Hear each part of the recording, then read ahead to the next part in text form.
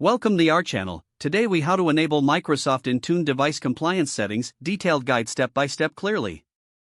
To enable Microsoft Intune device compliance settings, start by signing in to the Microsoft Endpoint Manager Admin Center. Once logged in, navigate to the left-hand menu and select Devices. In the Devices section, click on Compliance Policies. Click on the plus Create Policy button to initiate a new policy. Select the platform for which you want to create the compliance policy.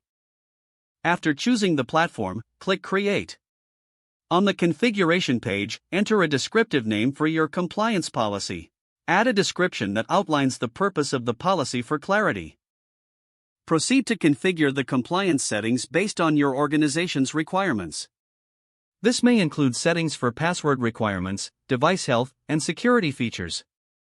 Once you have configured the settings, review the options provided, ensuring they align with your organization's compliance standards. Next, click Next to proceed to the Assignments section. In the Assignments section, choose the groups of users or devices that this policy will apply to. You can select multiple groups depending on your needs. After assigning the policy, click Next to move to the Review section. At this stage, review all the settings and configurations you have made to confirm their accuracy. Once everything is confirmed, click Create to finalize the compliance policy. You will receive a notification indicating that the policy has been successfully created. To ensure the policy is enforced, monitor compliance status from the Compliance Policies dashboard. You can also adjust the policy at any time to address new compliance requirements. Regularly reviewing and updating your compliance policies will help maintain security and compliance within your organization.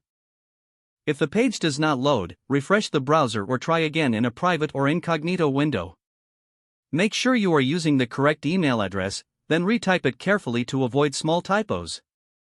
If your password is not accepted, use the reset option and create a new strong password you can remember.